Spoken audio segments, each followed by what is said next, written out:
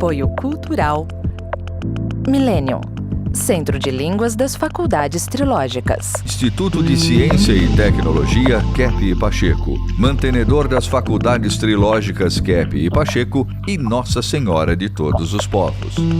Livraria Próton.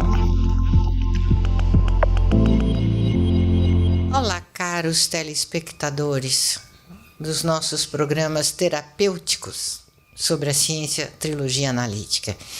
E a gente chama de programas terapêuticos porque tudo que nós fazemos é terapêutico.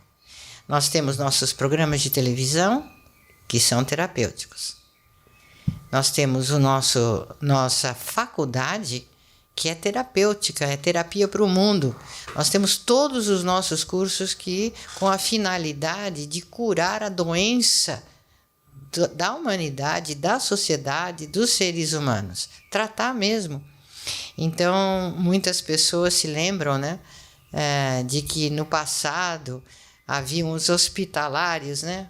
Eram monges hospitalários e eles tinham justamente a finalidade de replicar ou aplicar os ensinamentos de Cristo, levando até meio ao pé da letra aquela questão, aquela parábola do samaritano, né, do bom samaritano, que cuidava dos que estavam doentes, que estavam caídos à beira da estrada. Hoje nós vemos tantas pessoas doentes, caídas à beira da estrada, quer dizer, que estão fora da vida, ao lado da vida, da verdadeira vida, que estão invertidos, justamente recusando a vida. Hoje de manhã eu ainda estava falando com uma cliente que vive assombrada, com medo de doenças, com medo de viagens, medo de reuniões familiares ou sociais. Então, o que ela associa, né, a essas reuniões? Ela associou a vida, alegria, afeto. Então, o ser humano, ele não tem medo de doença e da morte. O ser humano tem medo da vida, tem medo da saúde, medo do afeto, medo da vida mesmo, sem ter consciência que esse é o fato que acontece. Dr. Kepp, o senhor vê, por exemplo, né, que a humanidade ela quer se garantir justamente no mal.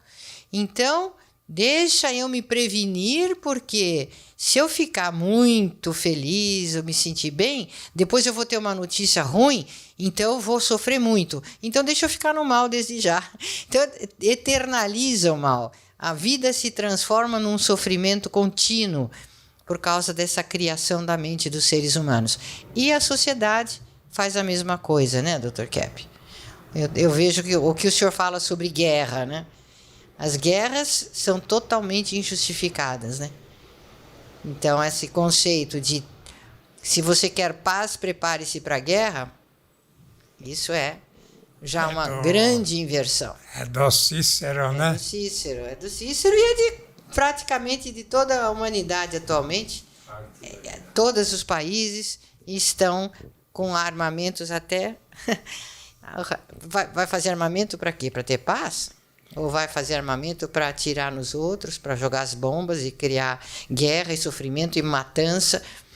Então, Dr. Kepp, eu estava ouvindo hoje de manhã que nos primeiros 23 anos do século XXI foi o tempo que houve maior número de guerras na humanidade já.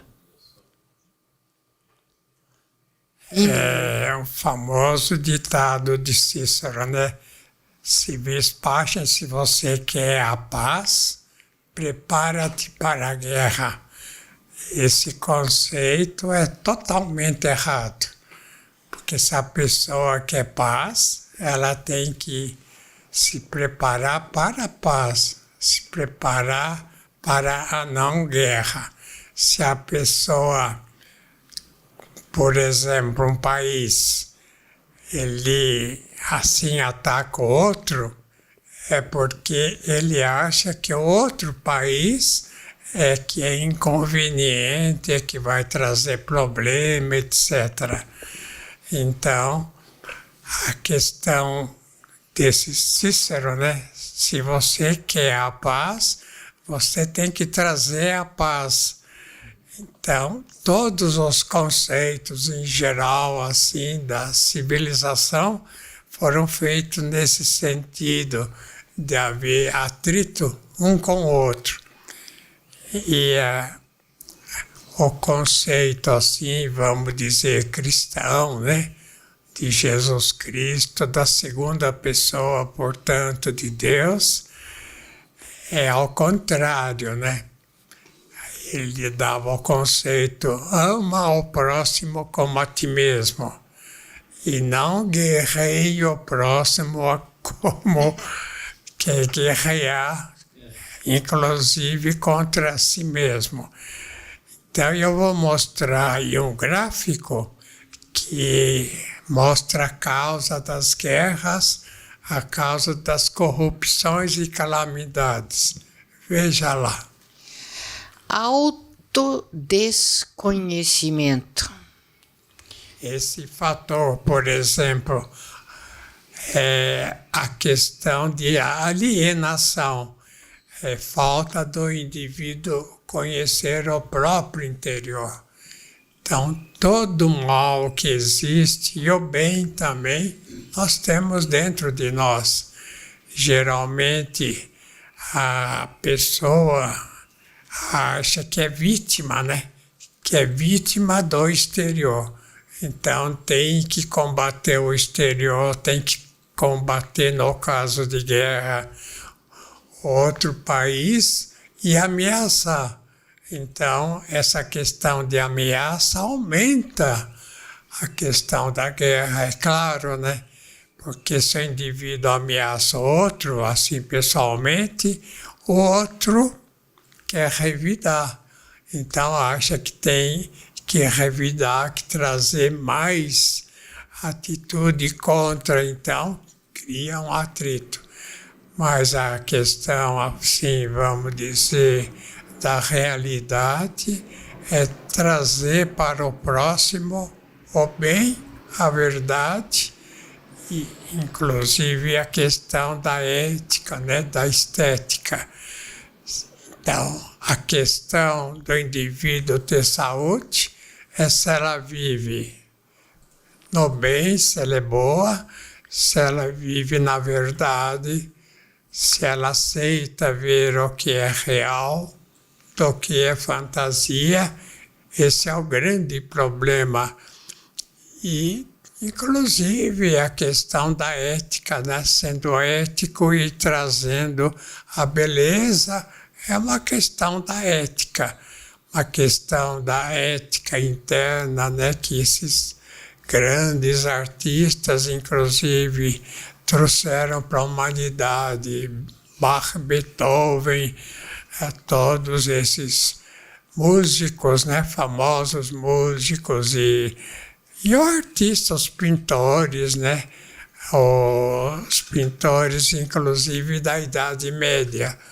Então, esse princípio, veja lá, de autodesconhecimento é que causa, por exemplo, o indivíduo, ele acha que o mal vem de fora, né?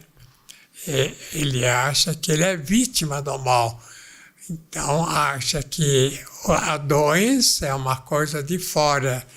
Não existe a doença, existe o doente, né? É o doente que, por causa de um fato, de outro, de rejeitar o bem, rejeitar a verdade, ele acaba doente. Então, vejam, na questão do autodesconhecimento, o primeiro elemento. A pessoa que se autodesconhece não tem a menor ideia do próprio interior, ela não sabe. Que ele não conhece nada do interior dele. O ser humano precisa ver que Freud, ele quando começou a estudar a psicanálise, né? Ele é o criador praticamente, ele procurava ver a questão da doença no campo, assim, da psique, né? No campo, assim, interno do pensamento.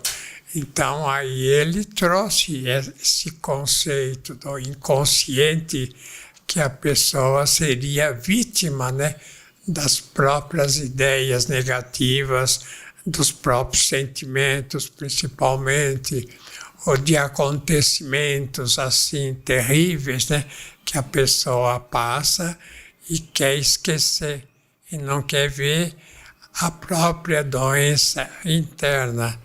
Vocês querem dar algum exemplo?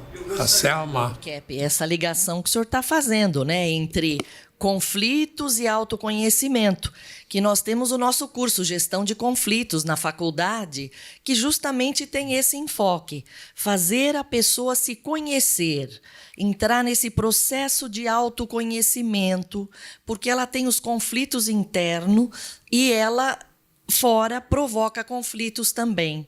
Então, nesse processo, quando ela se acalma e começa a se conhecer, os outros que convivem com ela dão muitos depoimentos.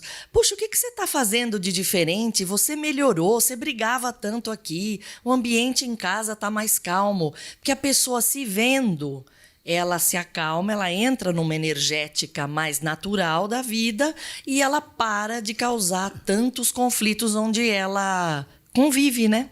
Oh, Selma, você que é mulher, né? Você que é mulher, você não acha que existe um problema muito grande nas mulheres que são assim orientadas pelas mães quando são doentes, né? A não aceitar a orientação dos homens, a ser também como um varão, como um homem. Não existe esse conceito que a mulher é judiada, é colocada de lado, que é vítima do homem. Então, isso é muito comum, sim, nas mulheres, essa briga que ela tem com o sexo masculino, que é uma grande perda para a vida das mulheres, né? Então, essas rodas de conversas de mulheres por aí que estão sempre falando mal dos homens, então eu acho uma coisa muito negativa, né? Porque eles são os grandes companheiros de vida e isso afasta e fortalece aqueles que dominam nossa sociedade, né? Existe um conceito, né, muito interessante, né? Na França, quando há uma briga, uma dificuldade qualquer, o francês fala cherchez la femme, quer dizer, veja a mulher, é da mulher que vê. É interessante isso. Bom, eu estou formando agora um grupo de mulheres que estudam esse livro. Eu estou formando, existe já esse livro há muitos anos, então existe um grupo grande de mulheres já que leram esse livro, e homens também, para entender como que é a patologia feminina e como melhor lidar com isso. E esse livro, Dr. Kepp, já está ficando bem conhecido, bem lido, estudado, e as mulheres estão se transformando, muitas estão se transformando, e elas dão o seguinte depoimento: puxa vida, mas ainda bem que eu estou sabendo disso enquanto é tempo, porque eu tenho um marido maravilhoso, filhos maravilhosos, uma vida maravilhosa, e eu nunca aproveitei a minha vida. Então, eu acho que vale a pena conscientizar a patologia feminina para que a mulher possa desabrochar, exercer melhor a sua função na sociedade, ser mais querida, ser mais feliz, porque a inconsciência da própria patologia é uma condenação à infelicidade. A doutora Heloísa não foi treinada pelas mulheres para atacar os homens também? Sim, e graças a Deus que eu comecei a fazer terapia com 21 anos, né, para me aproximar do meu pai, né, que eu era muito contra. E eu acho que isso que é importante, as mulheres começaram a aceitar pelo pai, né, o pai que tem, e aí por diante, né, os irmãos, tios, o próprio parceiro, né. Porque os homens, no geral, eles são uns grandes amigos das mulheres, né? Eles têm esse lado mais da razão, né? E tem esse lado muito afetivo deles. E a gente atacando, nós estamos contra nós mesmos, né? Contra os nossos amigos, né? Os homens são os nossos complementos, né? Um complementa o outro. Então, sem os homens, nós ficamos bem desequilibrados. O César quer falar alguma coisa? Não seria especificamente sobre a questão das mulheres, Dr. Kepp, mas sobre essa questão do autoconhecimento, quando a pessoa não tem conhecimento de si. Então, o senhor mesmo explica aqui para a gente que a inveja é um mal que existe na sociedade. E todo ser humano ele tem maior ou menor grau de inveja. E a pessoa desconhece esse grau de inveja nela. Então, por exemplo, na questão do dinheiro, muita gente quer ganhar na loteria, quer ter dinheiro para poder realizar suas aspirações. Só que quando acontece da pessoa ganhar dinheiro de uma forma que ela não trabalhou para ter aquele dinheiro, ela não dá valor a isso e ela vai usar o dinheiro para se destruir. Então, afasta marido ou afasta mulher, se afasta dos filhos, destrói as amizades e fica na miséria. Geralmente é isso que acontece. Então quer dizer que o dinheiro ele dá essa possibilidade da pessoa exercer toda aquela doença, aquela inveja que ela tinha e que não percebia quando não tinha o dinheiro. Então realmente o ser humano ele não tem conhecimento de si próprio. Isso também acontece no poder. Muitos políticos acham que quando eles chegarem lá em cima, eles vão dar conta do recado. Chegando lá, eles se tornam mais tiranos do que quem eles atacavam, porque não conhecem a própria patologia. Eu escrevi esse livro, A Libertação dos Povos, nos Estados Unidos. Podia ser também a libertação dos homens, né? Por que não? Podia, doutor. Pode ser sim, é verdade. Sabe por quê, Kepp? Deixa eu explicar uma coisinha aqui para os nossos telespectadores. Quando a criança, qualquer criança nasce, ela vem ao mundo através da mãe. Ela já começa a se relacionar com o mundo energeticamente no útero da mãe. A mãe é tudo para ela. É fonte de vida, é fonte de alimento, é fonte de consolo, é fonte de proteção, é fonte de conhecimento. Tudo que a criança conhece, geralmente ela primeiro conhece através da mãe. Então ela começa a ter a visão de mundo dela através dos olhos da mãe. A mãe passa a ser a janela da vida para aquela criança. Se a mãe não tem conhecimento da doença dela, ela vai passar uma ideia, uma visão de mundo muito deformada para os filhos. A importância do pai é fundamental para fazer um equilíbrio. Assim, a criança terá a influência de ambos, porque na genética ela é ambos. Se a mãe faz uso dessa força que ela tem de influenciar os filhos no mau sentido e coloca os filhos do lado dela muitas vezes nas brigas que tem com o marido, que é o pai da criança, ela acaba criando um desastre psicológico que muitas vezes é difícil de reverter. Então tudo que a mãe fala é critério de verdade de vida para os filhos e por isso se tornam muito dependentes da mãe. Futuramente a namorada, a noiva, a esposa vão fazer esse papel de mãe, entre aspas, o critério que a mulher traz, aquela energética feminina, da sabedoria feminina, e ele fica perdido, porque muitas vezes a esposa não é uma mãe dele, é mais uma madrasta, às vezes uma megera, uma inimiga, que não está ali para tratá-lo com a generosidade de mãe. Então, ele acaba obedecendo orientações da esposa, assim, até meio irracionalmente. E sofrendo muito, viu, Dr. Kepp? Tem muito marido, muito homem que é bem sucedido no trabalho, ganha bem, tem sucesso financeiro, profissional, e em casa ele é um cachorrinho. Ele é um dominado pela mulher, passa humilhações. A mulher põe os filhos contra ele, porque diz que ele abandona a casa, não liga para a mulher, não liga para os filhos. Blá, blá, blá. Enfim, a mulher não faz ideia do poder que ela tem para fazer o mal dentro de casa sem ela saber. Elas não fazem ideia de como os homens sofrem, né? E acho que nem os homens fazem ideia que esse sofrimento pode ser corrigido, que a dependência que eles têm das mulheres é muito grande. E eles não percebem isso.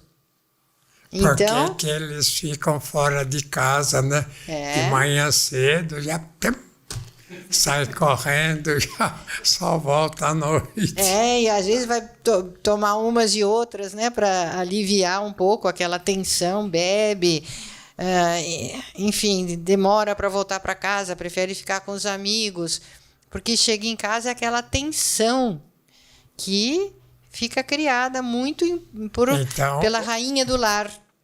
O seu conselho é: mulheres amem os homens, mas sem exagero também, né? Olha, o difícil é isso. Porque quando a mulher começa a perceber essa inveja que tem do homem, lá no fundo, ela começa a gostar dos homens, né? Muito. Então, ela vai achar que todo homem é muito bacana. O que não obriga necessariamente a mulher a ser infiel ao seu companheiro, nada. Mas que ela vai ficar mais encantada com a vida, vai ver muito mais graça no sexo masculino, né, do que via anteriormente. Enfim, a vida fica mais bonita, né? Então é melhor amar com moderação, né? Precisa ter uma certa moderação. Eu aconselho uma certa moderação. Vamos ver, em segundo lugar, qual é o problema que causa corrupção, calamidade e guerra. Não conhecer a soberba, a arrogância. Certas profissões, né, causam muito, assim, soberba, inveja, né? Eu estava vendo hoje numa revista que a questão cardíaca, de médico que escreveu, ele fala que o fator mais, assim, que causa doenças cardíacas, né, que, aliás, uma quantidade muito grande, é a atitude de ira, de raiva, de ódio.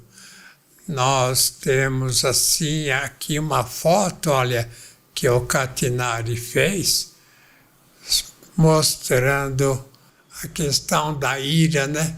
O que leva a pessoa, veja, como se a pessoa vira um demônio, né?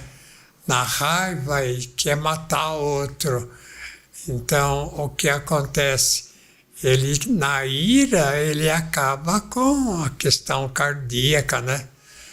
Em vez de receber fluidos bons, aí entra até a questão demoníaca, né? Ele tem 2 aurículas no coração, né? Essas aurículas recebem principalmente aparelho respiratório, o ar de fora, né?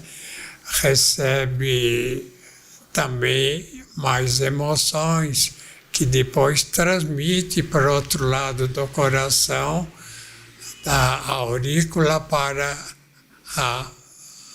o outro lado, que assim entra em contato com o mundo ventrículo, né? São 2 ventrículos no norte do coração, que ele praticamente... A doutora Heloísa quer falar, doutor Kepp. Kepp. Com os outros. Doutora Heloísa quer falar.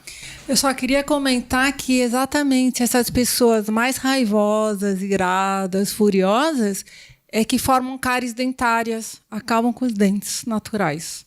Então, veja na questão dos dentes, veja na questão de qualquer, assim, doença, quando é, assim, vamos dizer, na parte religiosa, né?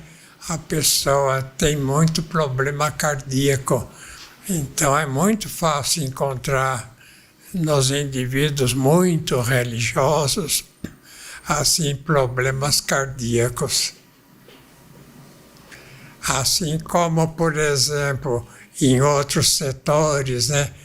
Quando a pessoa é soberba, né? Quando a pessoa tem muita, assim, atitude de megalomania, é uma pessoa muito ligada ao dinheiro. Então, cada, né, pecado, cada patologia ataca, vamos dizer, mais um órgão específico na pessoa. Isso seria muito importante, né, os médicos saberem. Até a Então, próxima. até a próxima.